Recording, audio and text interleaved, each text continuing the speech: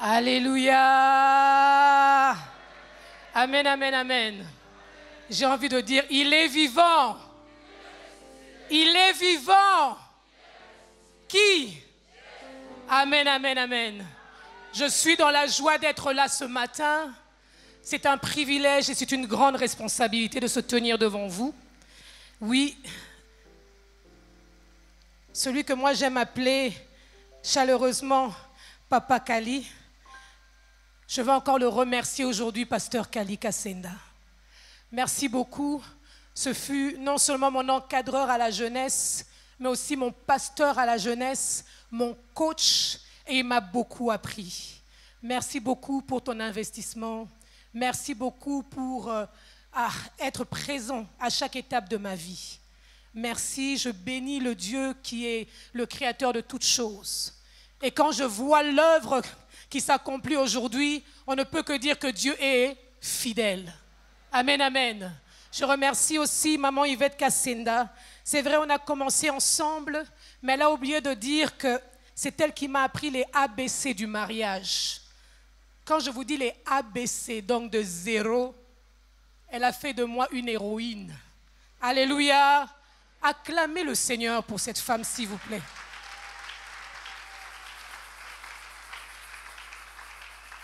Et en ce jour où nous sommes en train de célébrer, ce mois-ci, le monde a reconnu que les femmes doivent être célébrées.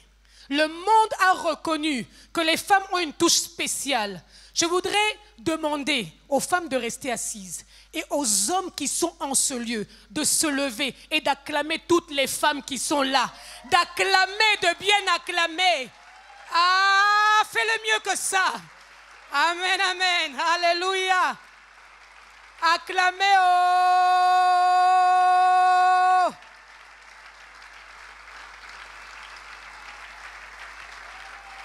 Waouh, vous le faites bien. Vous le faites très bien. Alléluia. Vous pouvez vous asseoir. Et à toutes les femmes qui sont dans ce lieu, jeunes filles, jeunes dames, maman, grand-mère, je peux te dire que tu es spéciale, particulière. Tu es la réponse pour ce monde. L'homme était, quoi qu'il avait tout devant lui, mais il y avait quelque chose qui manquait, la touche de la femme. C'est pour ça, maman, jeune fille, ce matin, Téléman et Sengonioso commence encore à acclamer Dieu. Lève-toi, acclame Jésus, acclame Dieu pour le don que tu es. Alléluia. Hey. Salamwa Lolendo. Denda moi moke maman. Alléluia. Il a pris son temps pour te créer. Amen, amen. Vous pouvez vous asseoir. Otelemi ngai na fukami, onetwami na mikitisi, epai na yo nde nazwi bomoi, yanga na yo seko na seko, moninga oyo ntango nyonso, ngolu nazwi nde koyeba yo, yo nde yosengeli mpo na nga, Yesu na ngai yoza malamu e. Natatoli na bomoi na ngai, Yesu ye mokonzi. Natatoli na bomoi na ngai, Yesu ye mokonzi. Ngai nalingi ye, naponi na ngai, oya kota na motema, kaka yo.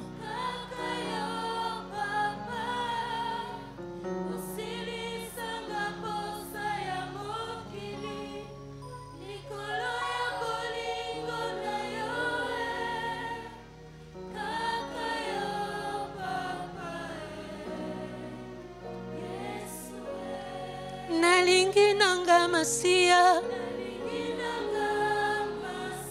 naponi nanga seyo, oya kota na motema. Hallelujah. Kaka yo papa e, osilisanga posa ya mokili. likolo ya bolingo na yo kaka yo papa.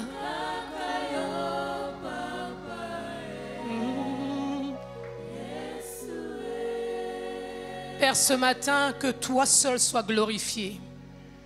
Éternel, que Nana disparaisse et que Christ soit élevé. Seigneur, tu dis que quand on t'élève, tu attires les regards vers toi. Éternel, Seigneur, ce matin, les regards ne sont pas sur une femme, ô Éternel. Seigneur, ce matin, le regard n'est pas sur l'instrument. Mais Seigneur, ce matin, le regard est sur toi.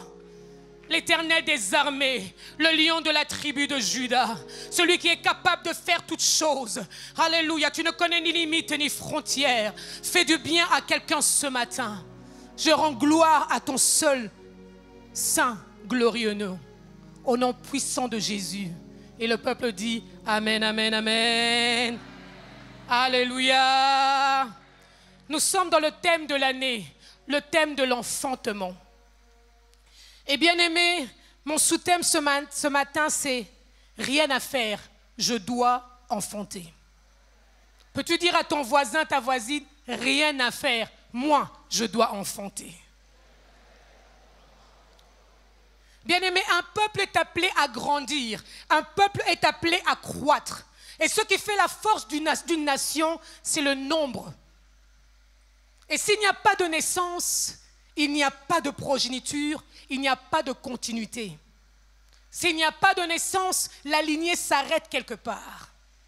C'est pour ça que nous voyons que tout homme veut se reproduire à travers les générations, à travers les temps, à travers les époques. Nous comprenons pourquoi un homme comme Abraham pouvait crier au Seigneur, dire au Seigneur, « Mais Seigneur, qui portera mon nom ?» Bien-aimé, comme tel que tu es, si ton lignée s'arrêtait, on parlera de toi au passé. Mais ce que j'aime avec Dieu, c'est qu'il a mis en chacun d'entre nous, sa grâce, la capacité d'enfanter. Et j'aime ce qu'il dit dans Jean 1,16. Il nous dit bien qu'il nous a donné, oh j'aime ce verset, il a donné à chacun d'entre nous la capacité. Il a donné à chacun d'entre nous. Nous avons tous reçu de sa plénitude et grâce sur grâce. Dans d'autres versions, il dit, nous avons reçu d'abondantes bénédictions.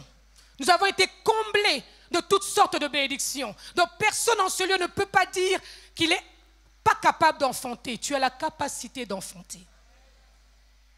Et même quand nous allons plus loin, bien-aimés, quand nous poussons notre imagination, nous pouvons voir que Dieu qui a créé le monde a pris le monde du néant. Il a pris de ce qui était informe et il a donné de la forme. Et laisse-moi te dire, bien-aimé, la même capacité est en toi. C'est pour ça que tu dois enfanter.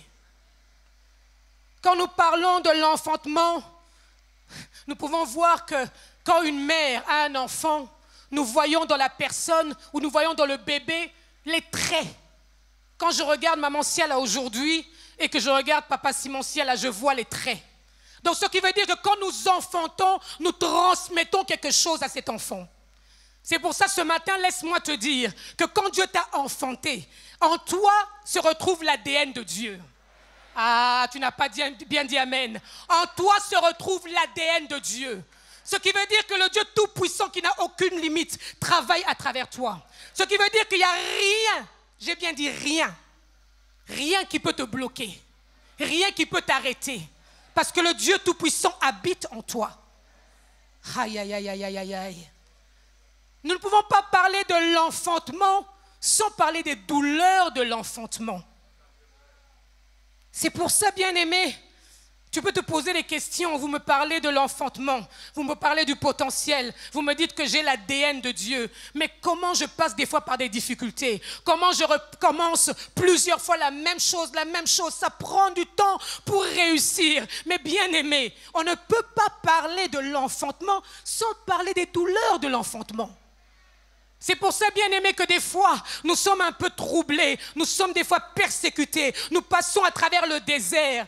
Oh, la bonne nouvelle, c'est que tu passes à travers les douleurs de l'enfantement.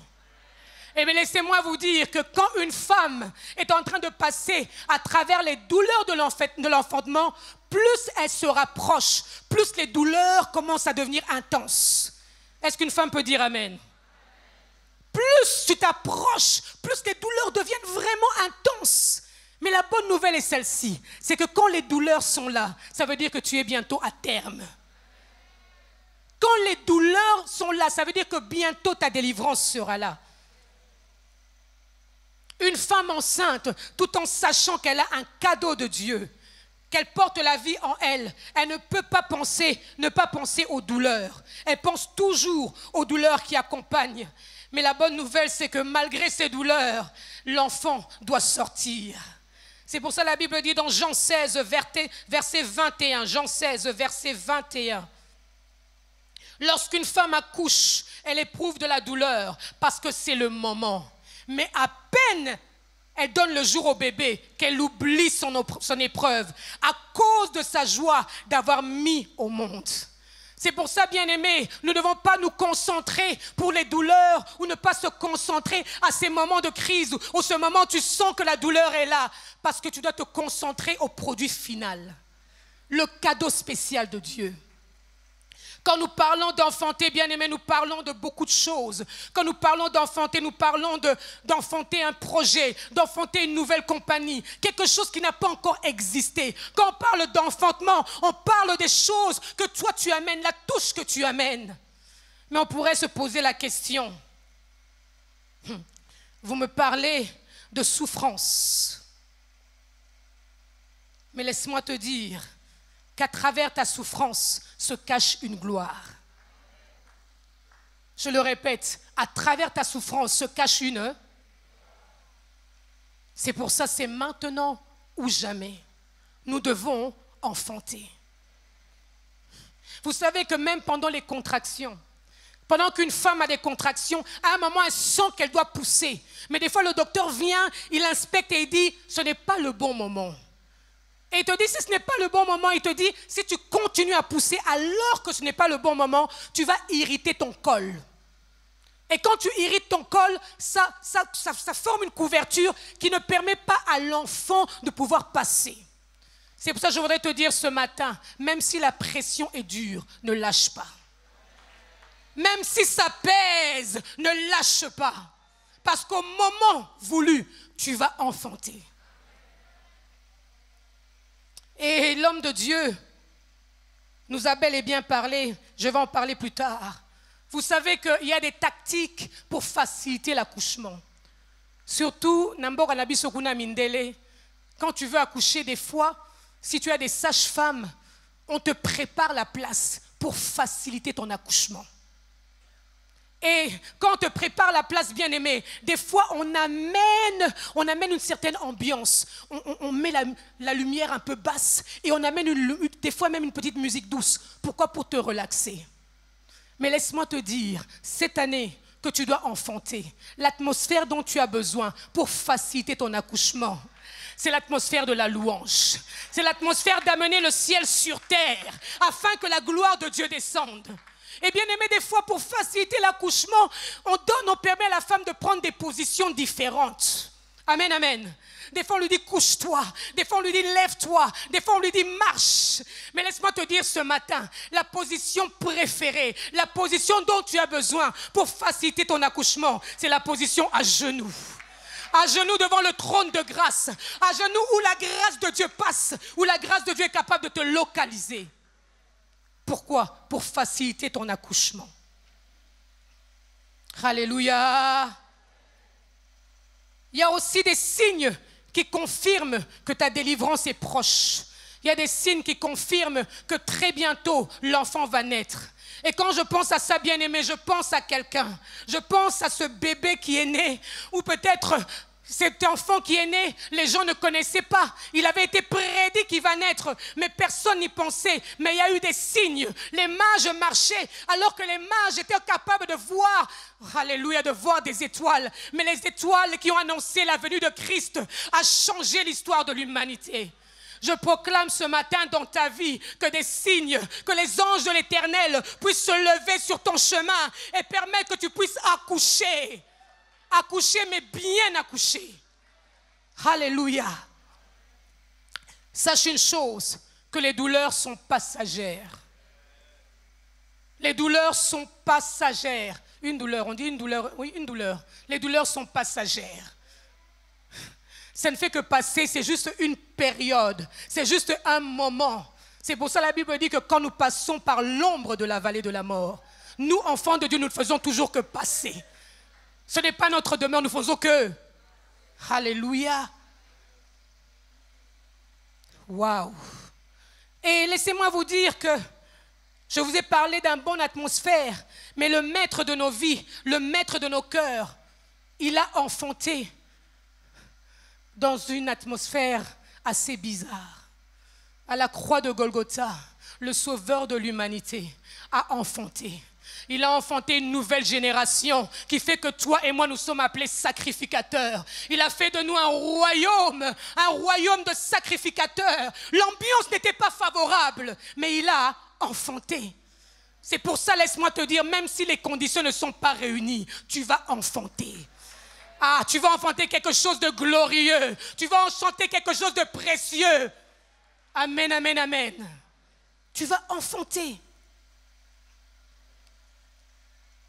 En ce moment-ci, on pourrait dire que ce n'est pas le moment de parler de l'enfantement. Pourquoi vous parlez de l'enfantement alors que nous sommes en train de passer par un temps bizarre? Bien-aimés, je viens ici au Congo et je bénis le Seigneur. Du Canada où nous sommes, quand nous pensons à l'Afrique, nous disons Dieu est réellement vivant. Bien-aimés, les gens tombent chaque jour. Des morts terribles, des serviteurs, des femmes, des hommes de Dieu, des enfants. Dans une famille, 2, 3 personnes sont mortes. L'économie est à son bas. L'économie a chuté. Alors vous pouvez dire, mais dans ce monde, en cette année, où on vient à peine de sortir, on n'est même pas encore sorti, nous sommes encore sous la pandémie. Pourquoi vous pouvez nous parler? Pourquoi vous pouvez nous parler de l'enfantement? Mais j'ai aimé parce que j'ai suivi l'homme de Dieu, pasteur Kali, qui a prêché il y a quelques semaines. Il a dit ceci, il voulait prêcher sur l'enfantement, mais il s'est trouvé en train de parler de l'avènement. Ce qui est très important, bien aimé, c'est que nous devons connaître dans quelle saison nous sommes. Il faut absolument que nous puissions enfanter. Pourquoi? Parce que le Christ est proche. Il y a une nouvelle génération qui doit se lever. Il y a des âmes qui doivent être gagnées. Il y a des vigoureux qui doivent se lever. C'est pour ça qu'en ce moment, en cette année, nous devons enfanter. Je prie que cette église se multiplie encore, que des âmes viennent, parce que c'est l'année de l'enfantement. Waouh! Ne vous inquiétez pas, bien-aimés. Les grands de ce monde sont nés pendant la crise. Et laissez-moi vous dire, les enfants qui sont nés lors de la guerre, des enfants qui sont nés pendant la guerre sont des vigoureux. Ils ne craignent rien. Ils sont vraiment endurants. C'est pour ça que nous devons enfanter. Et laissez-moi vous montrer 2 différentes sortes d'enfantement. Nous allons prendre Exode chapitre 1 et nous allons le lire tous ensemble. Exode chapitre 1 au verset 8 jusqu'au verset 22.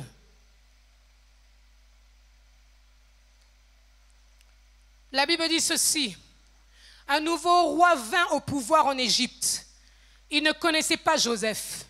Il dit à ses sujets, voyez, le peuple des Israélites est plus nombreux et plus puissant que nous.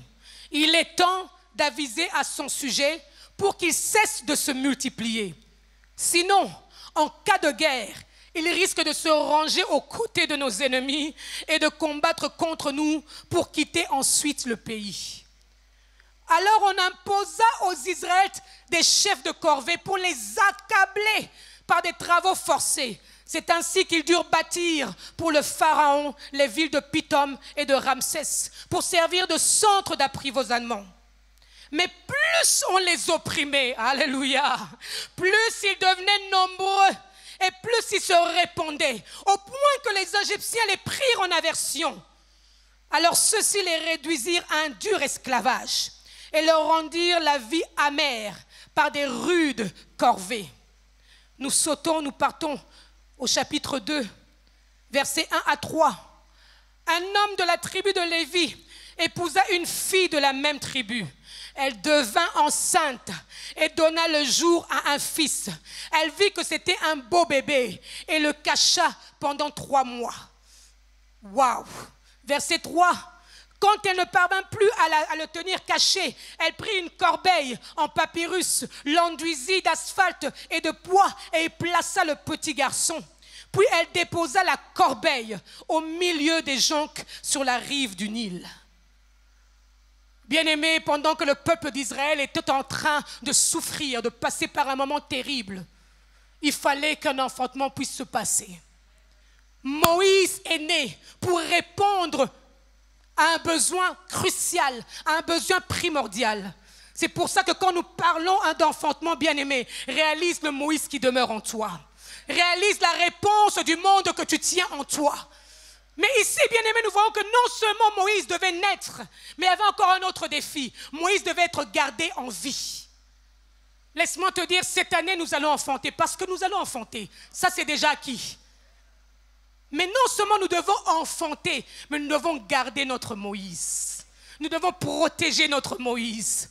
Bien-aimés, ces temps que nous passons, ce sont des temps où je me fais une image. C'est comme cette femme qui est partie puiser de l'eau et elle tient sur sa tête ce seau rempli d'eau. Elle est en train de marcher, c'est tout ce qu'elle a comme ressource. C'est tout ce qu'elle a comme ressource. Et bien-aimés, pendant qu'elle marche, elle a peur qu'Abet Atalibakou. Ce sont les moments que nous passons. Des moments où nous devons garder précieusement le dépôt de Dieu en nous. Mais au-delà de garder ce dépôt, nous devons le faire sortir afin que le monde le voie. Mais au-delà de le faire sortir, nous devons le protéger, le garder afin que la gloire de Dieu éclate. Waouh! Nous devons enfanter. Bien-aimés, nous pouvons avoir des combats pour ne pas enfanter. Mais quand Dieu t'accorde cette grâce d'enfanter, prends-en soin. C'est pour ça que, même si tu veux qu'on soigne Isaïe, quand elle est presque à terme, elle ne s'occupe pas de toi. Parce qu'elle sait qu'elle a un dépôt en elle. Même si le vent souffle fort, elle continue à marcher. Même s'il y a le vent, même s'il y a la pluie, elle garde précieusement le dépôt qu'elle a en elle. Parce qu'elle sait que le temps de l'enfantement est proche. Cette année est une année spéciale. Bien-aimés, c'est à travers les crises qu'on prend les décisions. C'est à travers les crises qu'on prend des décisions. Je vous ai dit que l'économie est vraiment à chuter. Mais j'ai dit ceci à la borne hier, la borne du Pen. Pendant que le monde est en crise, nous sommes en Christ. Et parce que nous sommes en Christ, personne ne peut nous toucher. Alors que le monde est en train de chuter, nous montons. Alors que le monde est en train de s'écrouler, nous avançons. Waouh! Les grandes décisions se prennent pendant ces moments difficiles. Pourquoi? Pour recadrer, pour remonter, pour relever, pour révaloriser, pour, bien-aimé, réparer nos vies. Alors tu n'as pas le choix d'enfanter. Et quand je parle d'enfantement, peut-être quelqu'un veut me dire, évangéliste Nana, de quoi tu parles? Moi, tout va très bien. Dans ma vie, même la crise ne m'a pas frappé. Laisse-moi te dire que là où tu es, ce n'est pas ta finalité. Tu es appelé d'aller de l'avant. Tu es appelé à rêver. You have to dream big. Tu dois rêver parce que ton Dieu est un Dieu grand. Ton Dieu est un Dieu puissant. Non, je n'ai pas bien dit. Ton Dieu est un Dieu tout. Alléluia. Waouh. Je vous ai bien dit que ces enfants qui naissent à travers la pression sont des enfants différents, vigoureux. Ils n'ont peur de rien, même le coronavirus. Bingambe bazobota mana epoko oyo, na période oyo, na mbula oyo. Tu as déjà une compagnie, commence à penser à une deuxième compagnie. Tu as déjà une entreprise, commence à penser. Car c'est l'année de l'enfantement, la grâce de Dieu est là. Quand la grâce de Dieu est là, le ciel est ouvert. Quand le ciel est ouvert, tu n'as aucune limite ni frontière. Tu écris, tu te lèves, tu réalises. Nous devons parler d'un deuxième enfantement. Et nous allons prendre dans Genèse, chapitre 25. Genèse, chapitre 25, du verset 19 au verset 26.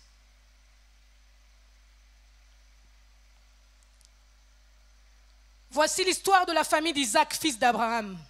Abraham eut pour fils Isaac. Celui-ci avait 40 ans quand il épousa Rebecca, fille de Bethuel, l'araméen de Padan Aram, et sœur de Laban, l'araméen. Isaac implora l'Éternel au sujet de sa femme. Il implora, j'insiste, il implora l'Éternel au sujet de sa femme, car elle était stérile. L'Éternel exauça sa prière, et Rebecca, sa femme, devint enceinte. Des jumeaux se heurtaient dans son ventre, et elle s'écriait, si c'est comme ça, pourquoi en suis-je arrivée là? Elle alla consulter l'Éternel qui lui répondit, ils sont deux peuples dans ton ventre, deux peuples différents naîtront de toi. L'un des deux sera plus puissant que l'autre, et l'aîné sera assujetti au cadet. Quand le moment de l'accouchement arriva, il se confirmait qu'elle portait des jumeaux. Le premier qui parut était roux, le corps couvert de poils comme une fourrure. C'est pourquoi on l'appelait là Ésaü, le velu. Après lui naquit son frère, la main agrippée au talon d'Ésaü. Et on l'appela Jacob, le talon. Isaac avait 60 ans au moment de leur naissance. Bien-aimés, il y a des conceptions qui sont faciles. Tu conçois facilement. Mais laissez-moi de vous parler d'une autre façon de concevoir ou d'une autre sorte d'enfantement. Il y a des conceptions qui se provoquent dans la prière, qui se provoquent à genoux. La Bible vient de nous montrer que le serviteur a dû supplier l'Éternel afin que sa femme puisse concevoir. Il y a des projets, il y a des choses que tu dois accomplir. Peut-être tu n'y as jamais pensé, ou peut-être tu regardes tes limites. Mais laisse-moi te dire que tu dois provoquer ce genre de conception. J'ai bien dit provoquer. Ça prend de supplier le trône de grâce, de dire Seigneur, je veux concevoir et après enfanter. Mais quand nous regardons, bien-aimés, ces deux enfants, ces deux nations dans le ventre de cette femme, c'est une représentation de notre vie. Nous sommes enceintes, nous devons accoucher, mais il y a deux nations qui se battent en nous. Le potentiel est là. La grâce est là, mais il y a deux nations qui se battent en nous. Quand nous regardons Ésaü, en regardant sa vie bien-aimée, vous pouvez voir que Ésaü est le reflet d'un homme charnel, d'un homme qui se laisse aller par ses compassions, par ses plaisirs. C'est pour ça que Ésaü a vendu son droit d'aînesse à cause d'un repas. Pouvez-vous vous imaginer? Son droit d'aînesse a été vendu à cause d'un repas. Et celui qui était le deuxième, qui n'avait pas le droit d'aînesse, a pris ce droit parce qu'il avait la faveur et la grâce de Dieu. Bien-aimé, Jacob est la représentation, bien-aimé, du divin en nous, du surnaturel en nous, du spirituel en nous. C'est pour ça que, laissez-moi vous dire, Pasteur Kali, permettez-moi de le dire, vraiment, Ésaü en nous doit mourir et Jacob doit vivre. Parce que nous devons enfanter. Combien de destinées finies, combien de destinées écroulées, combien de vies nous regardons, tu peux poser la question, mais qu'est-ce qui s'est passé dans la vie de ce frère? Pourtant, il avait tant de potentiel, pourtant on voyait grand pour lui. Il a laissé Ésaü prendre toute la place.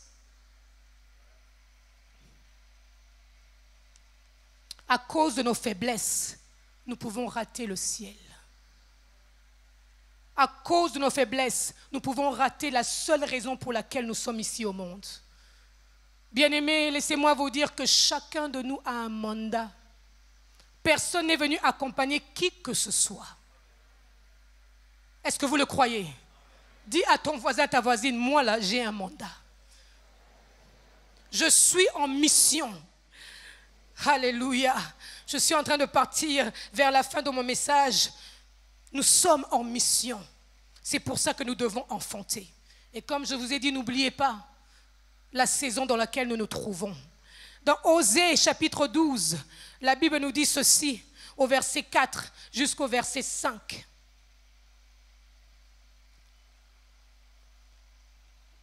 Regardez Jacob qui est en train de gagner le combat, même pas sur la terre, déjà dans le ventre, Matchezarobetama. La Bible dit, dans le sein de sa mère, il supplanta son frère. Et dans son âge mûr, il lutta avec Dieu. Cet homme a commencé à combattre dès le ventre de sa mère. Mais même sur la terre des hommes, c'est quelqu'un qui a lutté avec Dieu. Tu ne peux pas laisser cette année passer. Tu dois absolument enfanter. Ça te prend de venir au temple chaque matin, viens. Ça te prend de rester à la maison, de passer des heures de la prière, fais-le. C'est aujourd'hui ou jamais. C'est cette année ou jamais. Cette année, le serviteur de Dieu doit entendre des témoignages. Ah, homme de Dieu, tu avais raison de dire que c'est l'année de l'enfantement. Regarde mon témoignage. Voici mon action de grâce. Nzamba Sali. Nous voyons cette version, mais une version que j'aime, une autre version qui est meilleure.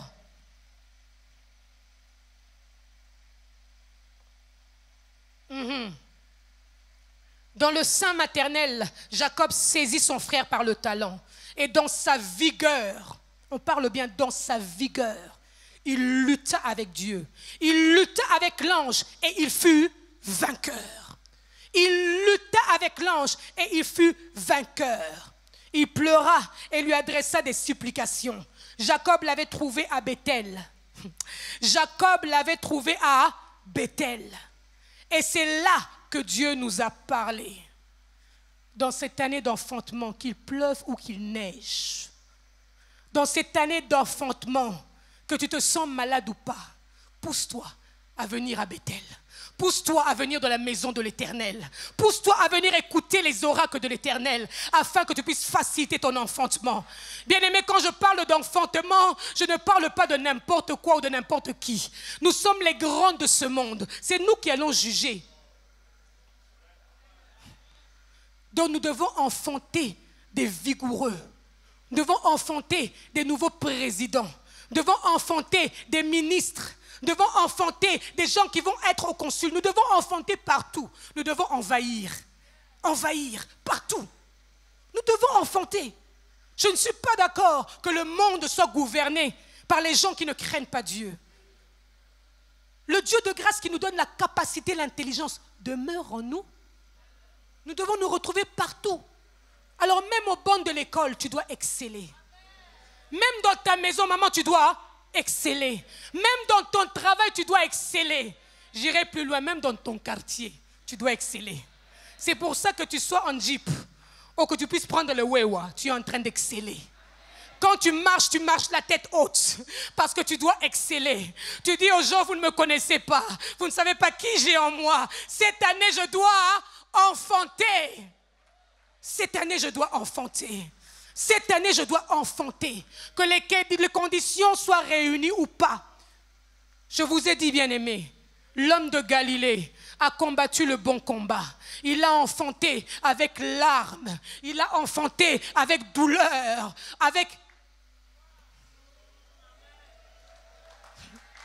Alléluia. Il a joué le match de l'éternité. Il a gagné la bataille des héros. Il nous a transférés du royaume des ténèbres au royaume de la lumière. Il nous a fait asseoir à la table des grands parce qu'il nous a enfantés.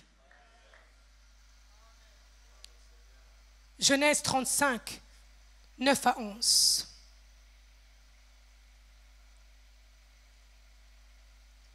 Alléluia. Alléluia. Dieu apparut encore à Jacob après son retour de Padan Aram et il le bénit. J'aime ça. Dieu apparut encore à Jacob. Nous avons vu que la vie de Jacob, depuis le sein de sa mère, il a commencé à combattre. C'était un homme vigoureux. Dieu apparut encore à Jacob après son retour de Padan Aram et il le bénit. Dieu lui dit, ton nom est Jacob, Tu ne seras plus appelé Jacob, mais ton nom sera Israël. Et lui donnant le nom d'Israël, Dieu lui dit, je suis le Dieu tout-puissant. Sois fécond et multiplie. Multiplie-toi. Une nation. Aïe, aïe, aïe, aïe, aïe. Si même on s'était arrêté là, j'allais dire Amen. Mais j'aime la Bible. On dit une nation. Et une multitude de nations naîtra de toi. Et des rois sortiront de tes reins. Des rois. Alléluia. Des rois sortiront de ton sein. C'est pour ça ce matin, nous allons nous lever dans la présence de Dieu. Nous allons nous lever, nous allons proclamer que non seulement une nation, mais des nations doivent sortir de notre ventre. Alléluia. Si tu le crois, acclame bien la parole de Dieu ce matin. Si tu le crois, acclame bien la parole de Dieu ce matin. Alléluia.